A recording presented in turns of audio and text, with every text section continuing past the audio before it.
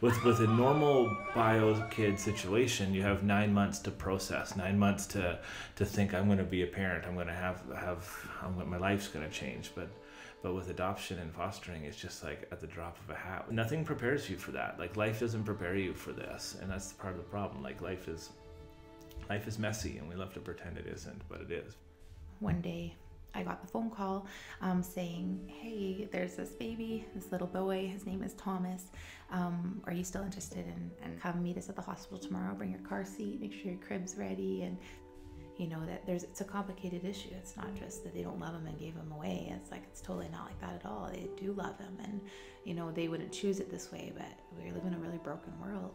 It baffles me when I think of so often in life, we are the answers to our own prayers in a lot of ways, where we say things like, God, like, change the world. Why is there so much brokenness in the world? Or God, why are there so many orphans? Or God, why are there so many kids in foster care? You know, what am I doing? And it's like, who are we? We have our own faults and failures. Like our family and our home isn't perfect, but it's, if not us, who is kind of always the question.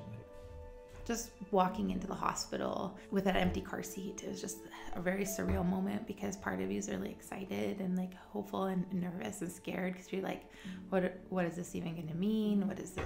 You know, we don't even know what we're getting into. He was placed as a foster child, not as an adoptive placement or anything like that. Like, so we didn't know, you know, what the plan was. We didn't know how mom was doing, and like, hey, we're gonna go get him, and like he's like, I don't know, it was just like the craziest moment. And they just like wheel that little bassinet in, and there's this like little baby boy in there, and just my heart, like, it was like broke, and just like he was like alone, and he had no one, and there was no grandparents, or there's no one there that was able to even like that we were the call that came for him. I think there's a myth out there that a lot of people tend to believe that says, I cannot love an adopted kid as much as my own biological kid. It's not true. It doesn't work like that. I mean, when you go and find a spouse, you don't fall in love with your own flesh and blood siblings.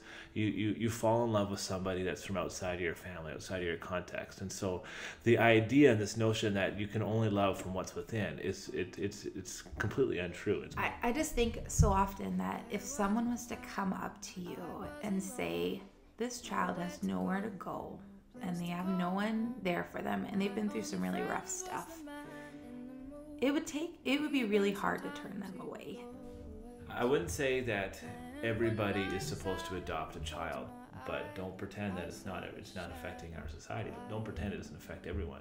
I think one of the things that we hear a lot is, oh, well, Thomas is First Nation. Like, how does that work with your family? And the reason why we're allowed to adopt Thomas is because we've committed to say that his culture is important.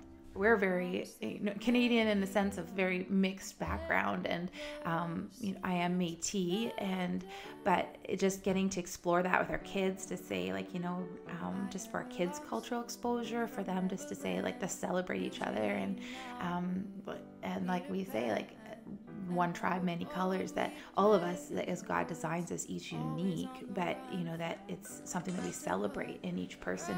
Who's there?